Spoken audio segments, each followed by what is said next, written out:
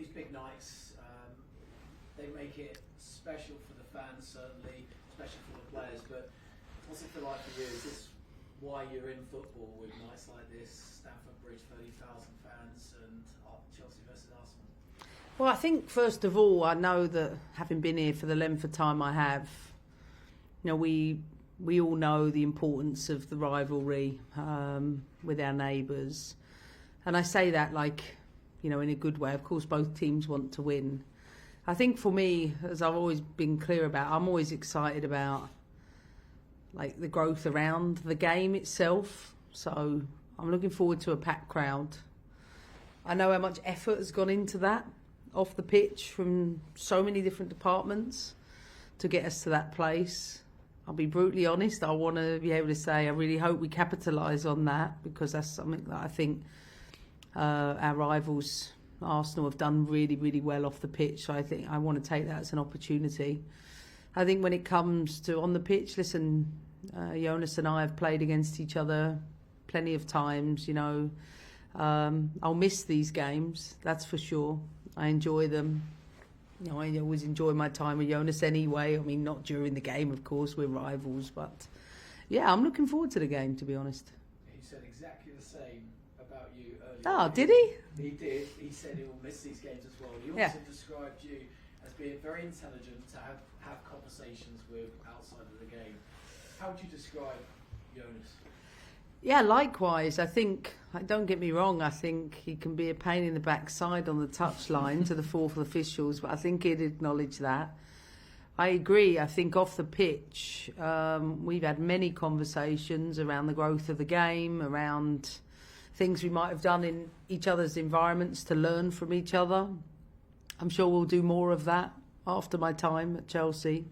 I have huge respect for him and the work that he's done at Arsenal. He's in a great position with a fantastic playing squad, and one that, like I said, we know each other quite well, and we know the importance of the game to each other. But listen, it's business tomorrow night. Our friendship will be put aside until a future date, and it's about, for me, doing my best for Chelsea. You say it's business tomorrow. Is there a sense of revenge for what happened in December? Oh, I think, I talk about this a lot in the environment here, is first of all of our focus is on tomorrow, and it has been ever since the weekend. But I can accept losing. I absolutely can accept losing. How you lose is another matter, and the players are aware of that. So when it comes to the expectations from a performance perspective, the players absolutely know what you have to do when you play for this football club. And as long as the performance is there, as long as all of the things that we sign up to when we put this badge on, then I can semi-live with it. So that's the message from my end, is I expect a Chelsea performance, a Chelsea standard. I cannot control the opponent, but I absolutely would do everything to influence my own players. Do you feel like the last fixture wasn't a Chelsea performance at all? Because I remember you coming out after the game saying you felt your side was bullied in that contest. We were bullied. We were second best to almost everything. We deserved to be on the losing end that day by the scoreline that day. And as I said, I will accept losing. I will not accept a performance less than a Chelsea standard, no matter who plays for us tomorrow night. You said on the weekend that 3 games in 7 days was taking its toll on the players. How have the players reacted this week? A bit more time in between the weekend's game and this one.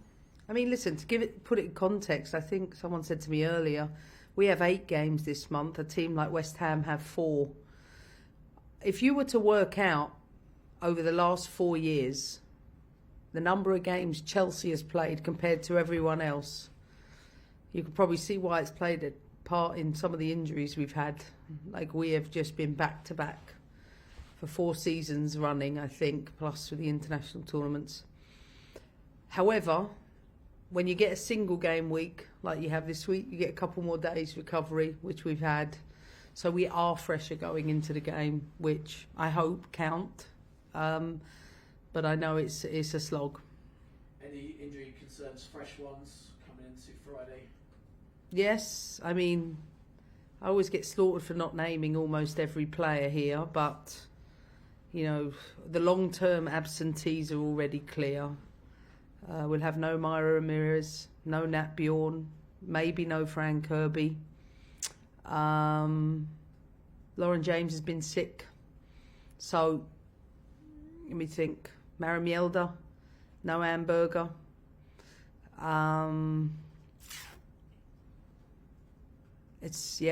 There's a big treatment room at this moment in time. Is this the toughest you found it here at Chelsea? Yeah. Injury-wise? Yeah, definitely. I think the game's accumulation has absolutely taken its toll. These players have to play year-round internationally. You think we've lost 3 number 9s. We've lost Millie Bright, Anique Nouwen, Mara Mjelder, Nat Bjorn. The team, however, that are playing deserve huge credit because we've been able to maintain this position knowing we have had, a pretty horrific time with injury. But, like I said, it don't matter who you are. When you put that shirt on, I expect a certain level. And regardless of who's absent from the team, I expect nothing less from those that play. Final one from me. What would it mean to you and the team to pick up 3 points in what will be your final WSL game leading Chelsea against Arsenal Friday? Yeah, of course. I'd love to pick up 3 points tomorrow. I'm not focusing on that. I'm focusing on the performance, and I want to make sure that I do everything I can to make sure that we show up tomorrow night. Thanks. Who's next? Yeah. Hi, Emma. Hope you're well. Hey. There's been a lot of talk, as you've just spoken about how busy your March schedule is Yeah. and the physical impacts that can have on your squad. But do you think it can almost have a positive mental impact on your squad compared to your rivals in Arsenal and Man City who have fallen short in other competitions, that your squad are able to fight on 4 fronts coming into the run-in now? Listen, a week's a long time in football, and if you just said to me prior to the Man City game, we want to win. We had to go away to Manchester and win again with trying circumstances. I'm pretty certain if you took some of the key players that have been lost in our team out of others, you realise that our team is doing a tremendous job. I think our team does really, really well in adverse situations. I think we're really resilient. One thing I will say is that what I really appreciate about our team is that whatever 11 I put out, on a regular basis, players will come up to me and they're not in the starting 11 and they say, "You can count on me, coach. When you need me, I'm ready. And if it's during the game, if it's the next game, count on me, you can be ready. I will be ready." And for me, that shows an awful lot about the characters we have, that the sacrifices, whether they're in the team or they're not in the team, they will make those contributions. And different people have come in at different times and done different jobs, whether Nuskan had to go centre-back, different players have done different things, and I'm really appreciative of that. And obviously the end of this March run of fixtures, you're playing Arsenal again in the Conti Cup final. Yeah. Does having that fixture in only a couple of weeks play any sort of role in your preparation for this game? Absolutely not, because we then go to Ajax, then we play West Ham, then we play Ajax, then we play Arsenal. It's so far away for me. It's just the last thing on my mind. It's all about tomorrow night. It's all about, as I said before, I have zero focus on the opponent. Not because I don't respect them, but because for the players that we have out, I want 1,000% from them. And, I want the crowd to be, a big factor for us tomorrow. Like I said, I expect a performance of the standard that's befitting of this badge. Thank you for your time. Thanks. Thank you. Rachel next, please. Yes, please. Thanks, Rach. Is this all Zoom now? There's a couple more in the room, Okay. but we're going to go to Rachel first. Oh, yeah. Okay, thank you. I was going to ask you about you tactically, Emma. Something I noticed particularly in the Champions League, particularly in the COVID Champions League, when you play teams. I can't talk to you when, you know what I mean? It's just a bit. Do you mind if I feel like I'm shutting my head. I'm like, I can look people in the eye, you know. When you play teams the second time, there always seems to be an improvement. Yeah. And it was even looking at the Barcelona final, there was an improvement in the second half. I just wonder for you as a manager, when you've come up against, say, that loss at the Emirates, how much you can learn from that yourself and change it tactically. You feel like you're in a situation now where you've got injuries to contend with, you've got fixtures to contend with. Is that just another challenge for you to kind of learn, I suppose?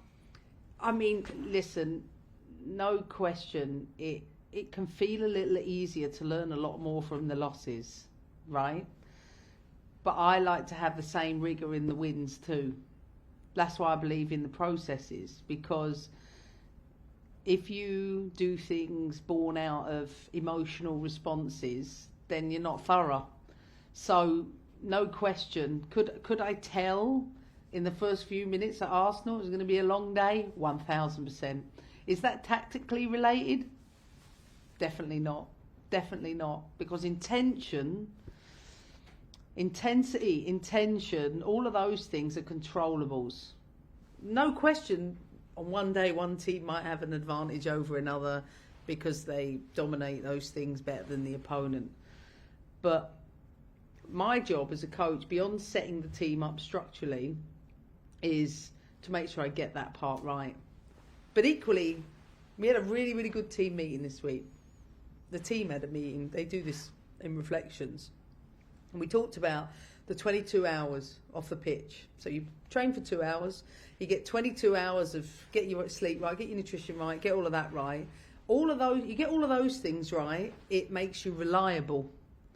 If you're reliable, you can help the team win. If you don't get that right, you're not reliable. And if you're not reliable, you can't help the team win. So much the psychology to perform at the levels you need to is all about like getting the stuff that you and I have to get right every day if we're to perform in our jobs. Like, think about the many times you've had a shit night's sleep, you haven't eaten very well, you haven't, whatever, you're in a bad mood, someone's give you the ump, and you don't necessarily perform at your best level. With our job, you can't off days because your physical performance is being watched by us all, but it also can be dominated against. So the I can't say the trick. The thing about this profession is trying to get athletes to realise you've got to do that every day and again and again and again. So this is why for me, do I expect my team to show up here tomorrow? They better. If not, they have themselves to answer to the following day, because that's the standards they live up to. My job is just to poke the bear a little bit. And when you've got so many big games back to back and you're under the cosh, because sometimes that's what drives a team, they overperform when they're feeling under the cosh. But when you've got so many games, how do you get them to do that? Another 3 days, do it again, another 3 days to pull on that kind of almost like an underdog type mentality. It's a bit like the bear, right? We don't have 1 second to waste. So you don't have time. Sometimes when you've got big times in between, they can be worse. When you don't have a lot of time, you have to accept that. You better recover fast and go again. 1, 2, you don't have time to dwell whether it was good or it's bad. You've got to park it and you move on from it. And 3, understanding the business end of the season. No team understands that better than Chelsea. We know what it's like to be in this position. So we can, and we have a no excuses culture. I'm not going to sit here and say, oh, we don't have this player. Well, no, that's a fact, we don't have these players. I won't make an excuse for it. It's up to somebody else to do that. And I think that's really what our culture has been about for the time I've been here. But I also think the team enjoy, for whatever reason, my team seem to really enjoy adversity. Great, thank you. That's enough. Thanks, Rachel. Can we come to Charlotte next, please?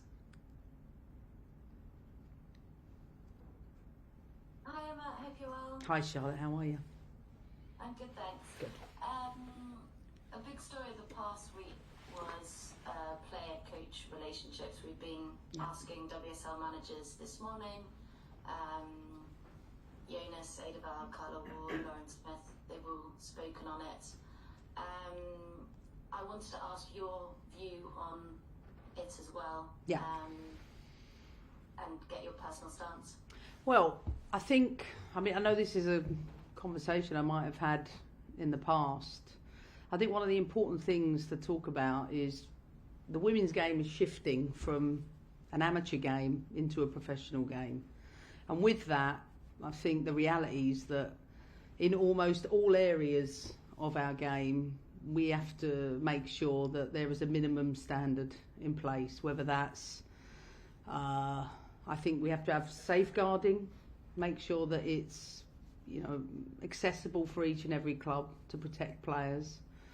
I think the challenges of coming from an amateur game to a pro game means that, the women's sport has largely been social, and I think player-coach relationships, they're inappropriate.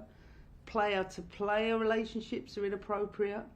I think that, but we have to look at it in the context of where the game has come from and say, look, we're in a professional era now where the expectations in place for players and coaches is such that all of our focus and attention has got to be on having the top standards. And that's why I've always been an advocate of making sure clubs have minimum standards, whether it's code of conduct, whether it's player safeguarding, whether it's player welfare. And I don't think it's just in and around player-coach relationships. I refer to that around all things, with where our pro game is going. And I do still think we've got a lot of work to do with that. And I hope that, as I mentioned last week, particularly with the Carney review, that we apportion even more minimum standards to put in places in clubs. Because I still feel if you were to go across not just WSL 1 but WSL 2, there's such an extreme from a club like Chelsea, might have 25 people on staff, or Arsenal, and then you go all the way down to the bottom of WSL 2. I think we need to make sure we put in robust staffing teams in and around the players to make sure that we give them safe, secure, safeguarded environments. I think that's absolutely essential. You spoke about the standards there. Is mention of a player-coach relationship written in Chelsea's code of conduct? I can't tell you what's the in and out of my own contract, but I know we talk about it as players and staff. The importance of creating a safe environment for our players is absolutely essential. And I think that, for me, this, as I've said before, I think it's inappropriate. Yeah, and should it be part of a wider, WSL and Championship code of conduct, do you think? Yeah, I think so. I think, but I always bring up, for me, the historical context of where the women's games come from, because I think it is important to talk from that perspective. I think women's football, as we know, has been a very amateur game for a long period of time. So, and I say this around player-to-player relationships as well, there's challenges that I think are that we're moving to a point where we should be moving past those places. And if I think about things like racism, or I think about homophobia or banter or things like that have become situations where everybody has had to almost be educated up, whether that's by HR teams or and I know we do a lot of that at Chelsea. I think it's important for people to be educated around why things are inappropriate and why we have to create safe spaces for our players. However, I think there's a bigger conversation to be had about it, but I don't think we can have the conversation without, one, the historical context, and two, what do we want to create or continue to create for safe spaces in our football environments. Thanks, Emma. Welcome. Thanks, Charlotte. Susie next, please, and then Kit. Hey, Emma, hope you're good. Just following on from that, I was wondering if you thought that the governing bodies need to do more to provide reporting mechanisms for players and staff when things like this arise, because that seems to be like an overwhelming theme across the board, as it's really difficult for players to take these kind of things up internally and externally. Yeah, I absolutely. I think it's probably, if I think about the 12 years I've sat down with all of you guys at different points, we're always talking about like what's the next steps to help professionalise our game.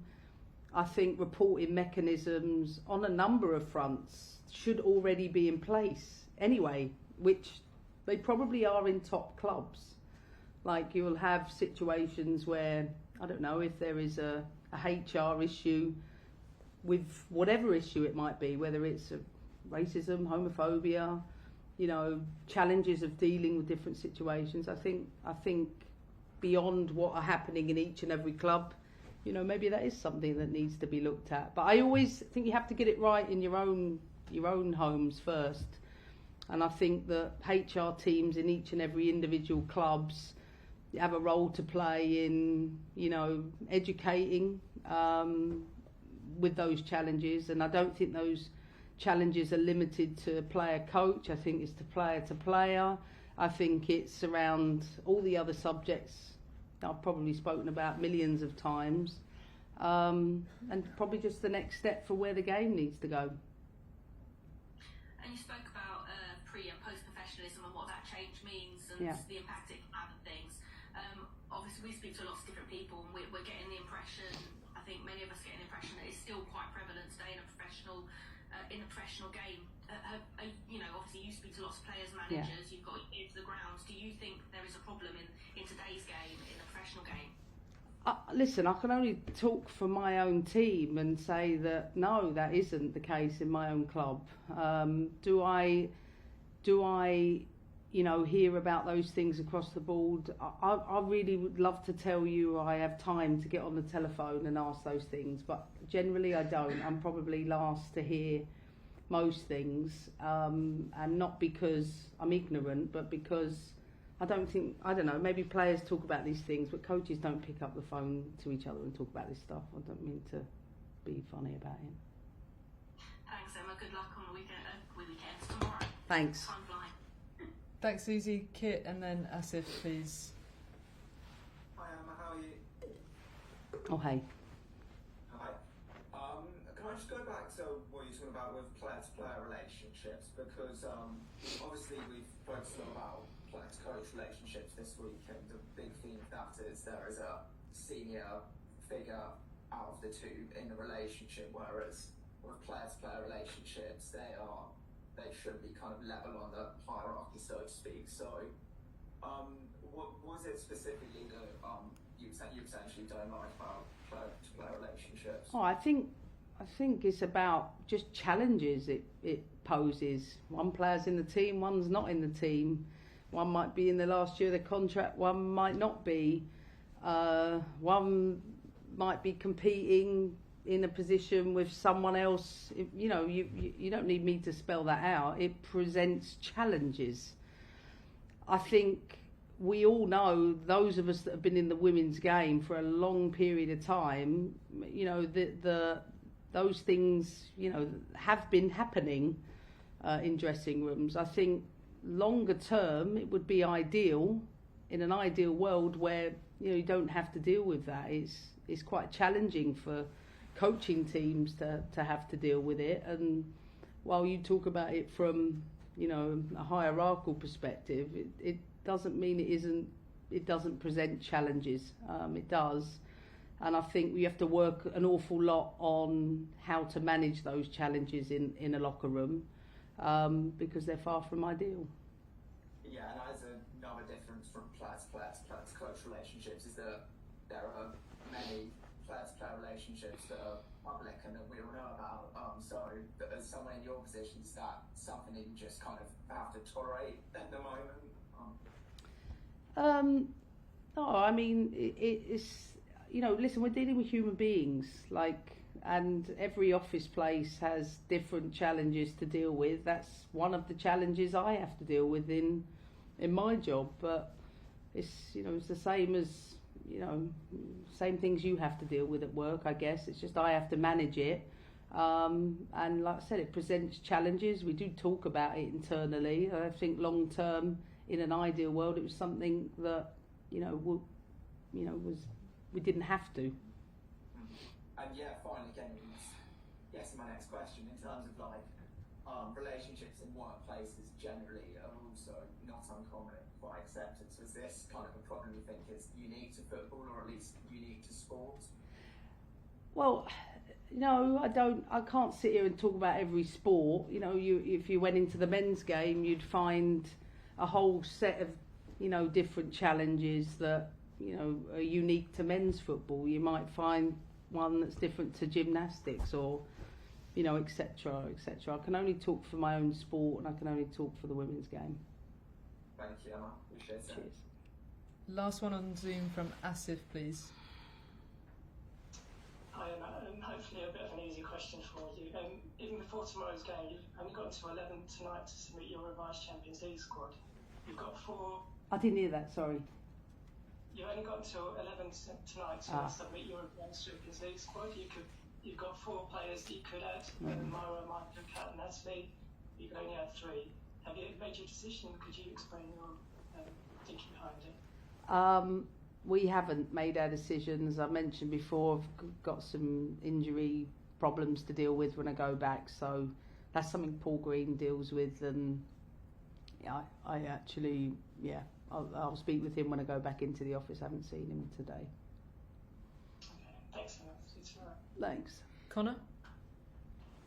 Hi, Emma. You spoke about the amount of games that Chelsea played in the last few years, and the majority, if not all, your players are internationals. No major tournament this year for a change, but there is a lot of fixtures. Yeah. Is that something the club are looking to manage, and are you worried about the sort of danger of burnout? I'm absolutely worried about the danger of burnout. I hear it every day. I hear it every day from the players. I hear the challenges for them.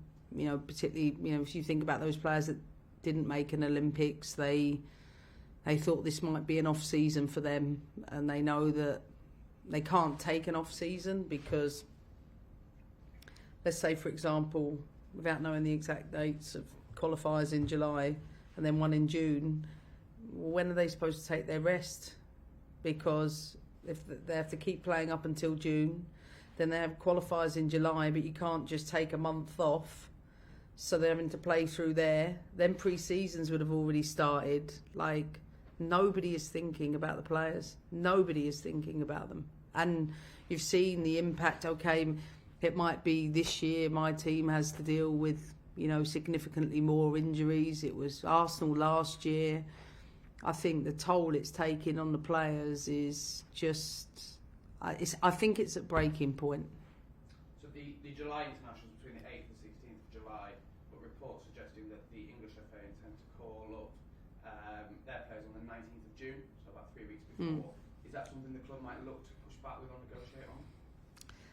I won't be here, so I can't answer that. I genuinely can't answer that. I think that would be the new manager and the club's decision for them, but I really do think we have to work with the national teams on these things. This is not, if you talk about again another player welfare issue,